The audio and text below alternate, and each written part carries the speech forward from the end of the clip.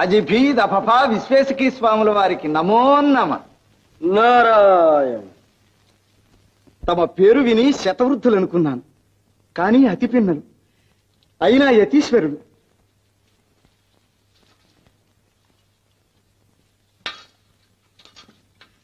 నన్ను శిష్య ప్రమాణువుగా అనుగ్రహించాలి. నారాయణ. మీరు రాజర్షులని యతులకు విధేయులని మీ కీర్తి విని ఇచ్చట సర్వము సుభద్రమని వచ్చినాం. మా చాతుర్మాస్య వ్రతం ఇచ్చట నిర్విఘ్నంగా సాగుతుందని విశ్వసించినాం. నన్ను ధన్యుణ్ణి చేశారు స్వామి. మీరు చాలా నిష్ఠాగరిష్ఠులు. మీ వ్రతానికి నా మందిరమే యోగ్యమైనది. నా ఆతిథ్యం స్వీకరించి నా గృహాన్ని పవిత్రం చెయ్యండి. నారాయణ నారాయణ.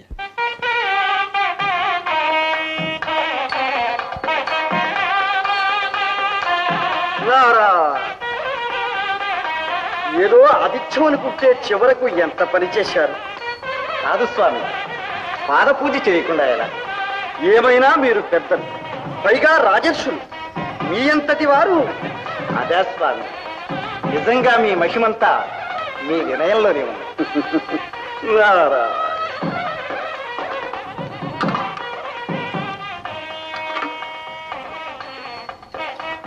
మహాత్ముల పాదతీర్థం.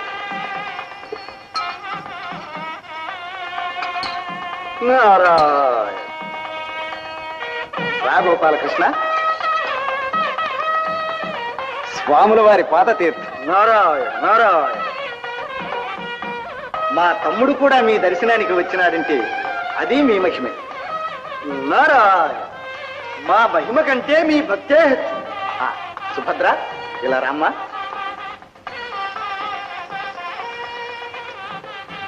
స్వామి, సుభద్ర మా ఏకైక సోదరి.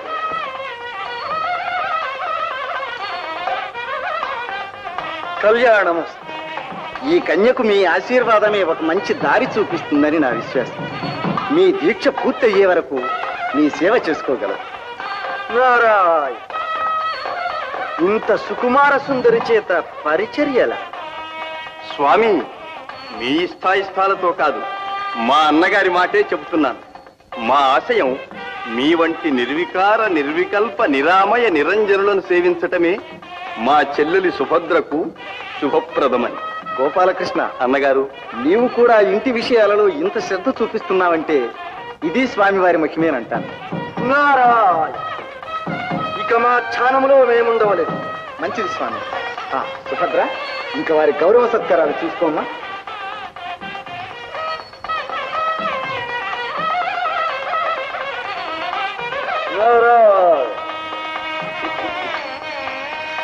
చిన్నతీసుడు గారు, మీ సేవ నన్ను చూసుకోమన్నారు. దయచేయండి దయచేయండి. నారా.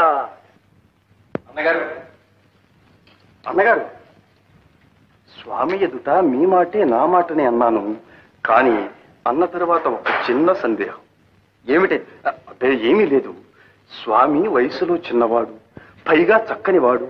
మనసు మర్మం తెలుసుకోకుండా పెళ్లిగాని పిల్లను వారి సేవలో ఉంచటం మంచిదా అని. గోపాలకృష్ణ, అన్నగారు, అలా అనుకోవడమే అపచారం. నీవు చిన్నవాడి, నీకు ఈ విషయాలు తెలియవు.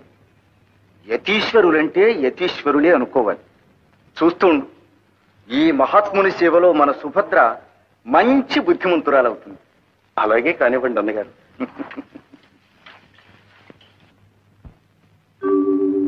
ఓం నమో నమః. పరబ్రహ్మ పరమేష్ఠి సత్యజ్ఞాన సర్వకళా సరస్వతీ సమేత జయతు జయతు. సకల చరాచర జగన్నిర్మాత, చతుర్దశ భువన సామ్రాజ్య సంవిధాత, సర్వభక్త జనాభీష్ట వరప్రదాత ధాత, నీవు ప్రసన్నుడవైనావు. నీ సందర్శనమున నా జన్మ తరించినది. అభీష్ట సిద్ధికై వరములు ప్రసాదించమని ప్రార్థిస్తున్నాను. భక్తుడా, నీ కోరిక ఏమి? సహజమైన కోరికే విధాత.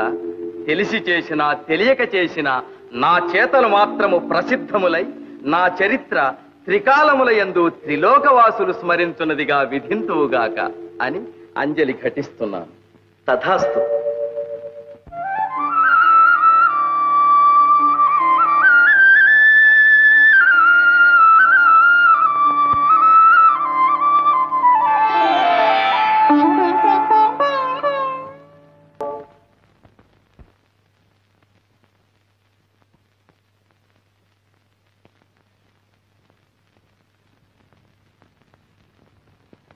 పువ్వులు తీసుకొచ్చాం.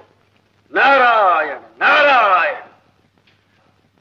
స్వామి వందనం. నారాయణ నారాయణ.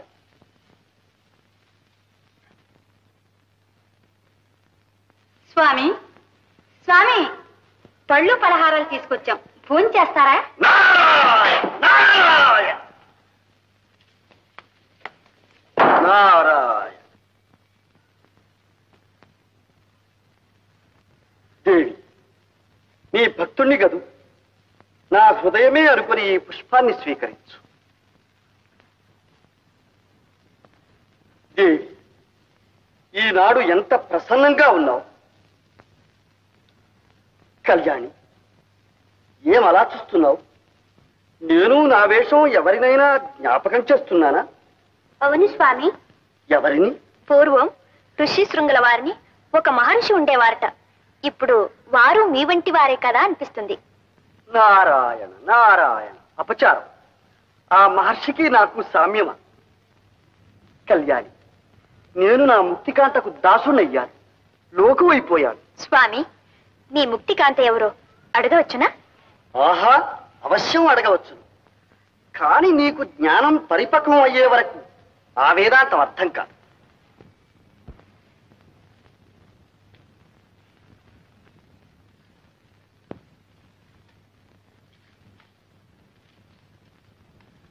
స్వామి నమః.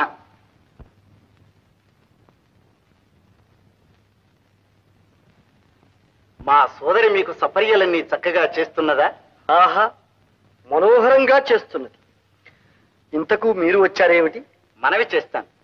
నా ఆశయం మా సుభద్ర వివాహానికి ముహూర్తం మీరే నిర్ణయించాలి. శుభం. కానీ వరుడెవరు? చిరంజీవి దుర్యోధన. ఉండండి. కానీ మీ చెల్లెలి మనస్సు మాత్రం వేరుగా ఉన్నట్లు మా దృష్టికి గోచరిస్తున్నదే.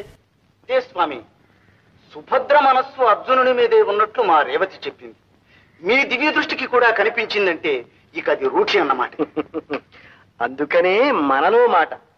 ఒకవేళ అర్జునుడే వచ్చి మిమ్మల్ని భక్తితో ప్రార్థిస్తే? భక్తి ఒక్కటే చాలదు స్వామి, రాజ్య అర్హత కావాలి, బంధు బలగం కావాలి. పైగా అర్జునుడు ఒట్టి గర్విష్టి, పొగరుబోతు కూడా. నారాయణ నారాయణ. అదే మరి, మీ తపోమహిమ చేత మా సుభద్ర మనస్సు మార్చి మంచిదారికి తీసుకురావాలి. ముఖ్యంగా నా మనవి, మీరిక్కడ ఉండగానే మా సుభద్ర కళ్యాణం జరిపించాలి. తథాస్తు.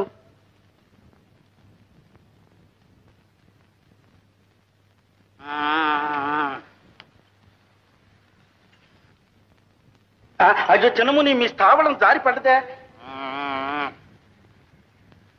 స్వామి, వచ్చినప్పటి నుంచి ఇట్ట కొలుచుకుంటున్నాను. మంచి తపంలో పడ్డారు మీరు. ఇప్పుడు అంటే నా పని అయిపోయినట్టే. అడగమంటారు? స్వామి, మీ దగ్గర ఉండయిగా ఒక చిన్న ఏరు ముక్కో ఓ చిటికిడి బూడితో ఇప్పిస్తే. ఎందుకంటారా? చెప్తుండగా ఇక్కడ చందిరని ఒక లేడి పిల్ల ఉంది, అది చెక్కకుండా దాట్లేస్తాంది. ఏరు ముక్క తాకితేనో మీ బూడిద చల్లితేనో అది నన్ను ఒలిచేయాలి. ఒలిచేయాలి? నువ్వు ఇలాగే వాగుతుండు, నిజంగానే నీ తోలు ఒలిచేస్తాను. స్వామి, నేను చెప్పింది గుర్తుంచుకోండి. ఇక నీ ఏమిటే నాకు చూస్తావుగా. ఏమిటి కావాలంట? స్వామి, మీ తపస్సులో మూనేస్తున్నారు. వాడు అడిగింది జరగకుండా చేయాలి, నేను అడిగింది మాత్రం జరిగేటట్టు చూడాలి. నేను స్వామి మీ అసలైన భక్తురాల్ని. స్త్రీకి ఇంత దగ్గరగా మేము ఎప్పుడూ రాలేదు. ఒళ్ళు జలధరిస్తూ ఉంది, మనస్సు ప్రసన్నమవుతుంది. అదే స్వామి నాకు కావాలి. అదే మీరే నాకు మోక్షం ఇప్పించాలి. నేను నీకు మోక్షం ఇప్పించాలా? అవును స్వామి, ఈ మాసంలో మునికుమారుడు వస్తాడు, నీకు మోక్షం ఇప్పిస్తాడు అని పచ్చి దోషం చెప్పింది. ఆ మునికుమారుడు మీరేగా? కావచ్చనుకో, కానీ ఇంకా కానీ ఏమిటి స్వామి? మీరే నాకు మోక్షం ఇప్పించాలి. నేనే నీకు మోక్షం ఇప్పించాలా? సరే, ఇస్తాను. కానీ మీ బోటి వారికి మోక్షం అంచెలంచెల మీద రప్పించాలి. ఎలా స్వామి?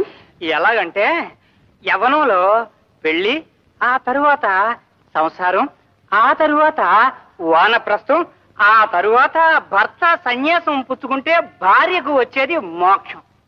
మరి స్వామి మీకు అంచెలు లేవా? మాకెందుకు? మేము తపస్సు చేస్తాం, ఘోర తపస్సు. స్వామి స్వామి ఆ తపస్సు ఏమిటో నాతో కూడా చేయించండి స్వామి, నేను చేస్తాను.